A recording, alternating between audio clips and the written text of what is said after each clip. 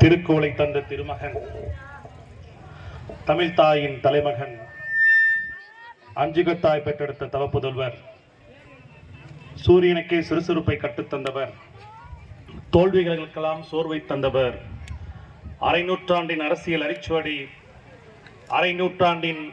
அரிச்சுவடி, அன்பு தலைவர் கலைஞருடைய 102வது பிறந்தநாள் விழா திருமணை பிரச்சார கூட்டம். மாண்புமிகு தமிழ்நாடு துணை முதலமைச்சர், இளைஞர்களின் எழுச்சி நாயகன், எங்களுடைய ஒப்பற்ற சின்னவர்களுடைய நல்ல ஆணைக்கிணங்க கிருஷ்ணகிரி கிழக்கு மாவட்ட கழகத்துடைய செயலாளர், பர்கூர் சட்டமன்ற உறுப்பினர் அண்ணன் தே மதியழகன் அவருடைய வழிகாட்டுதலோடு இன்று இங்கே சீரும் சிறப்போடும் நடைபெற்றுக் கொண்டிருக்கிறது. இங்கே வந்திருக்கக்கூடிய அனைவரும் தங்களுக்குள்ளே பேசுவதை நிறுத்திவிட்டு இந்த பொதுக்கூட்டத்தின் நோக்கம் என்னன்றதை நீங்கள் கேட்க வேண்டும் என்பதுதான் எங்களுடைய ஆசை. மலையாண்டலிலே உங்களால் நடத்த முடியுமா, நடத்தி பார்ப்போமா என்றெல்லாம் சொன்னவர்களுக்கு திராவிட முன்னேற்ற கழகத்தால் மட்டும்தான் எதையும் சாதிக்க முடியும். அந்த தெம்பு திராணி இருக்கிற ஒரே ஒரு இயக்கம் திராவிட முன்னேற்ற கழகம்.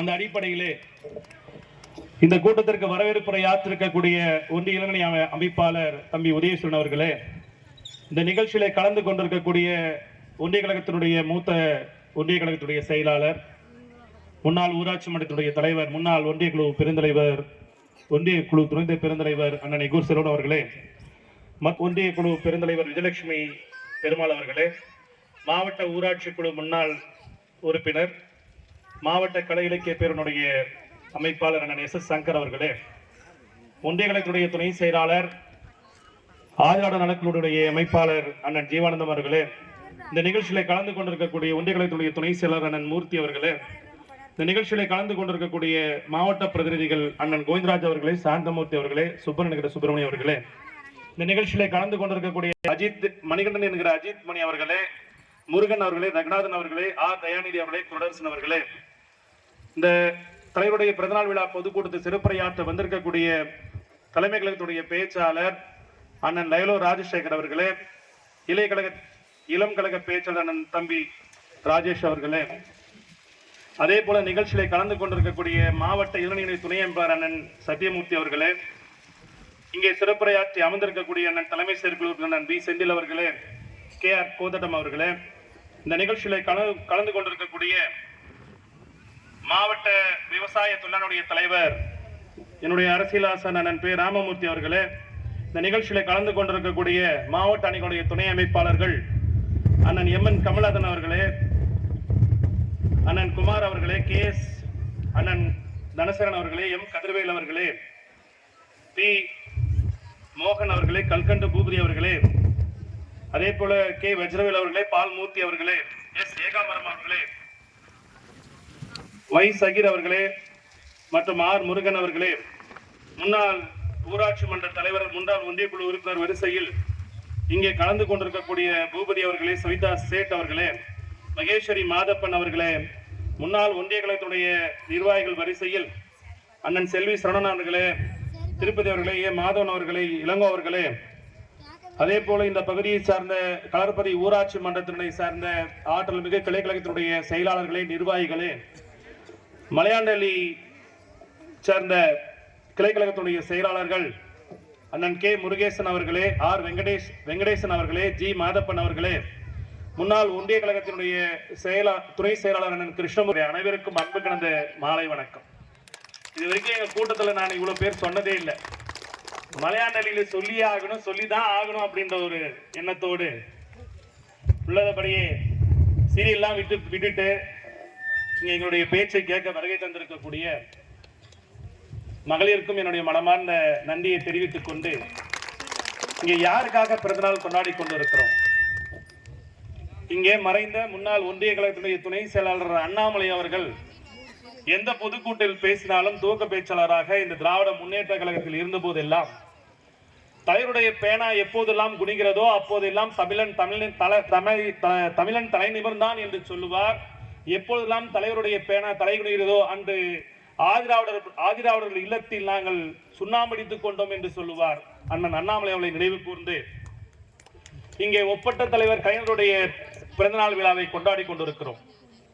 ஏனென்று சொன்னால் 65 ஆண்டு காலம் சட்டமன்ற உறுப்பினர், 5 முறை தமிழகத்துடைய முதலமைச்சர், திராவிட முன்னேற்ற கழகத்தினுடைய 60 ஆண்டு கால தலைவர், இப்ப எழுத்தாளர், பேச்சாளர், பத்திரிகையாளர், கதாசிரியர் உட்பட பல்முகம் கொண்ட ஒரு ஒப்பற்ற தலைவரை பெற்றிருந்த நாம் அந்த தலைவருடைய பிறந்தநாள் விழாவை இன்று மலையாண்டலில் ஒரு சிறு கிராமத்தில் விழா எடுத்துக் கொண்டிருக்கிறோம். இதன் நோக்கம் என்னன்னா, எங்களுடைய இளம் தலைவர் தமிழ்நாடு துணை முதலமைச்சர் அவர்கள் இந்த பிறந்தநாள் விழா பொதுக்கூட்டத்தை சிற்றூர் கிராமங்களிலே பொதுமக்களிடையே எடுத்து சென்று தலைவருடைய பிறந்தநாள் விழாவை கொண்டாட வேண்டும். அதோடு மட்டுமல்லாமல் எங்களுடைய தமிழக முதல்வர் அண்ணன் தளபதியுடைய சாதனைகளை எடுத்து சொல்லி 2026 சட்டமன்ற தேர்தலுடைய கணக்கை நாம் எப்படி துவக்க இருக்கிறோம் என்பதை எல்லாம் சொல்லிதான் ஊத்தங்கரை தொகுதியை பொறுத்தவரை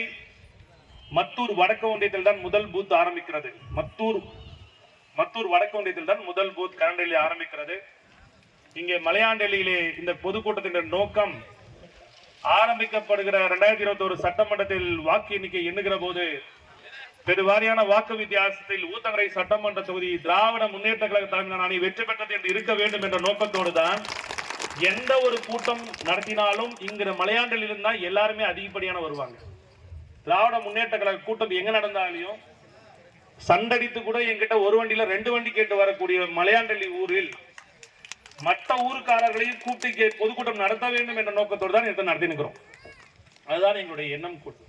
அந்த வகையில் சிறப்பாக இந்த ஏற்பாடு செய்த அனைவருக்கும் என்னுடைய மனமார்ந்த நன்றியை தெரிவித்துக் கொண்டு, திராவிட முன்னேற்ற கழகத்துடைய தலைவருடைய ஆட்சி காலத்தில் 2021 கொரோனாவில் பதவியேற்ற எங்களுடைய தலைவர் கருணாநிதியிலிருந்து பார்த்தீங்கன்னா வரிசையான பல்வேறு திட்டங்கள், உதாரணத்துக்கு கருணாநிதியாக 4000 வழங்கினார், மகளிர் உரிமை தொகை, கட்டணமில்லா பேருந்து வசதி, மக்களை தேடி மருத்துவம், புதுமை பெண் திட்டம், தமிழ் புதுவன் திட்டம், இன்னொரு காக்கும் 48, காலை சிற்றுண்டி, அனைத்து ஜாதியினரும் அர்ச்சகராகலாம், முதல்வர் மருந்தகம், மாற்றுத்திறனாளிகளுக்கு உள்ளாட்சியிலேயே பிரதிநிதித்துவம், உள்ளாட்சி அமைப்புகளில் மகளிருக்கு 33% இடஒதுக்கீடு, அதே போல விவசாயிகளுக்கு மின்சார இணைப்பு இலவசமாக 2 லட்சம் மின்சார இணைப்புகளை வழங்கிய ஒப்பற்ற தலைவர், கலைஞருடைய கனவு இல்ல திட்டம், 3000 கோயில்கள் குடமுழுக்கு நடத்தி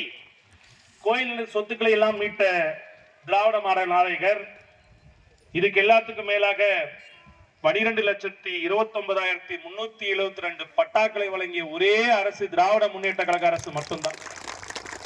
இது மட்டுமல்லாமல் இது மாதிரி சாதனைகள் அடிக்கிட்டே போலாம். தற்போதைய சாதனை கூட மக்களுடன் முதல்வர் என்ற மகத்தான திட்டத்தை கொண்டு வந்தார். இந்த மக்களுடன் முதல்வர் திட்டத்தில் நீங்கள் அளிக்கின்ற மனுவுக்கு 30 நாட்களுக்குள் அந்த மனுக்கு உண்டான தீர்வு காணப்பட வேண்டும் என்று சொல்லியிருந்தார்.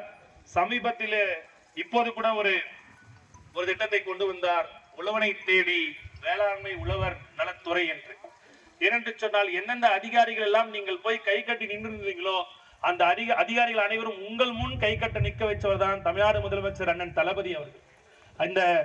அந்த வகையிலே தான் நாளொரு மேடியுமாக பொழுதொரு வண்ணமாக பல்வேறு திட்டங்களை இந்த மக்களுக்காக செய்து கொண்டிருக்கக்கூடிய தலைவருடைய ஆட்சி காலத்தில் 2026 சட்டமன்ற தேர்தலில் திராவிட முன்னேற்ற கழகத்தை மீண்டும் ஆட்சி கட்டிலே நீங்களாம் அமர செய்ய வேண்டும். இதை இப்பொழுதே நாங்கள் எதுக்காக சொல்லிட்டு வரோம்னா, நம்மளுடைய எதிரிகளுடைய பலம் என்னன்னா, அண்ணா சொல்லியிருப்பார், எப்பொழுதுமே எதிரிகள் நம்மளை எதிர்த்து நின்று வென்றதே கிடையாது, சூழ்ச்சியின் மூலமாக தான் வென்றிருக்கிறார்கள்.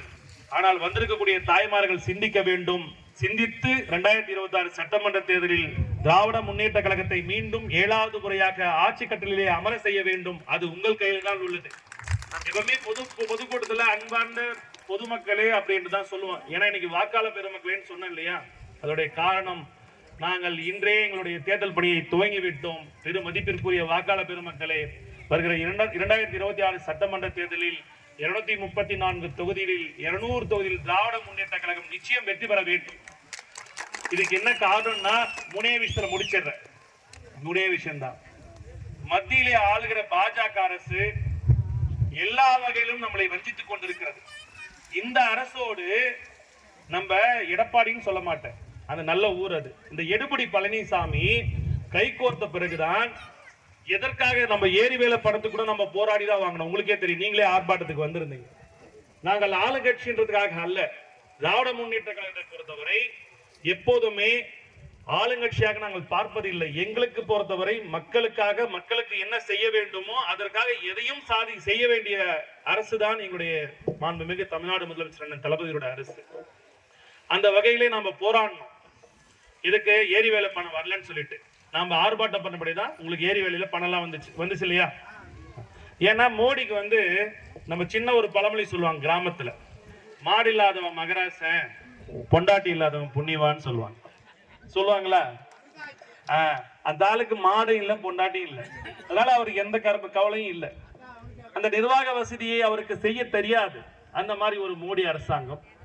அந்த அடிப்படையிலே நமக்கு பார்த்தீங்கன்னா போராடி அந்த நிதி எல்லாம் பெற வேண்டி இருக்கிறது. இதுக்கு எல்லாத்துக்கும் மேல மாமியார் மாதிரி இந்த ஆளுநர் ஒருத்தன் RN ரவின்னு உட்காந்துக்கிறான். நாம எந்த திட்டங்களை தீட்டி அமைச்சாலையும் அது கையெழுத்து போறதில்லை, எந்த வகையிலும் கையெழுத்து போறதில்லை. இதற்கு எல்லாத்துக்கும் மேலாக சமீபத்திய செய்தி, முருக பக்தர் மாலை நடந்துச்சு பாத்தீங்களா? யாருக்கா தெரியுமா? முருகர் பக்தர் மாநாடுல நான் கூட சொன்னேன், அந்த எச்சக்கல ராஜா மட்டும் ஒரே ஒரு சின்ன வேலை மட்டும் போத்துனானா நிச்சயமாக சொல்லுகிறேன், நானே பிஜேபியில சேர்ந்துக்கிறேன்ப்பா. எவனா ஒருத்தன் கூட நம்ம இதே மலையாண்டில் முருகர் பெருமாள் தைப்பூசத்துக்கு நான் முருகர் பண்டிகைக்கு வந்திருந்தேன். எல்லாம் பயபக்தியோட நம்ம காவடியோட வேலோட எல்லாம் சுத்திட்டு இருந்தீங்க. எந்த ஒரு பாஜக காரனாவது அன்னைக்கு முருக மாநாட்டுல எவனாவது ஒருத்தன் வேலை நல்லா ஒரு 5 அடி வேலை போத்து நானே வாங்கி கொடுக்குறேன் போத்து இருந்தான்னா அதை நாங்க ஏற்றுக்கொண்டிருப்போம். அதே முருக மாநாட்டில் பேசினார்களே, யாராவது ஒருத்தராவது முருகர் புராணம் பாடினாங்களா? பார்த்திருக்கீங்களா? உலகத்திலே முதல் முறையாக ஒரு முருகர் மாநாடு நடத்தி தீர்மானம் போட்ட ஒரே ஆளுங்க அந்த கோஷ்டி தான், சங்கி கோஷ்டி தான்.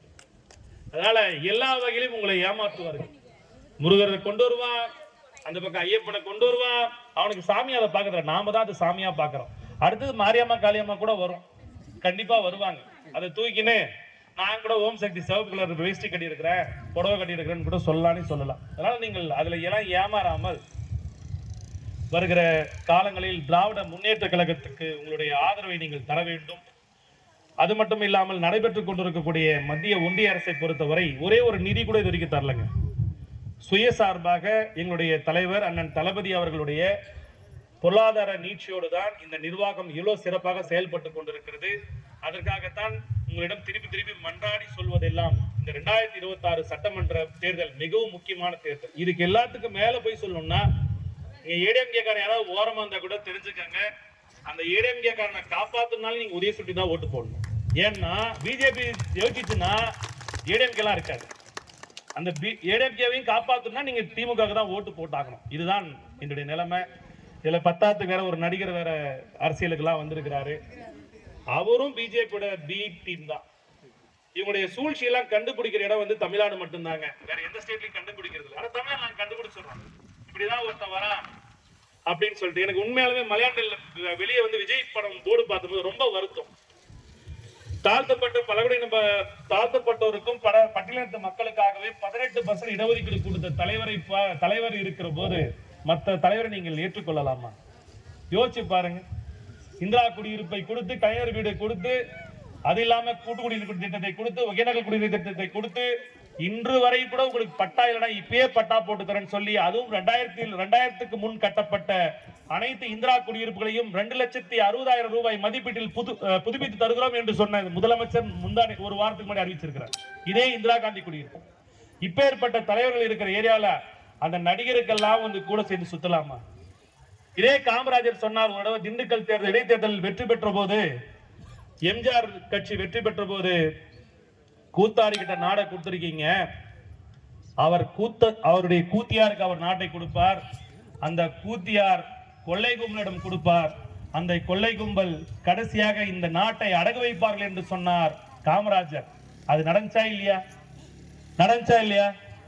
எம்ஜிஆர் ஜெயலலிதா கொடுத்தார், ஜெயலலிதா சசிகலா கொடுத்துச்சு, சசிகலா கொள்ளை கும்பல் நம்ம எடப்பாடி பழனிசாமி கொடுத்தார், எடப்பாடி பழனிசாமி நேரா அமித்ஷா கால்ல போய் விழுந்து அடகு வச்சிட்டார். யாரு? அதிமுக இல்லையா?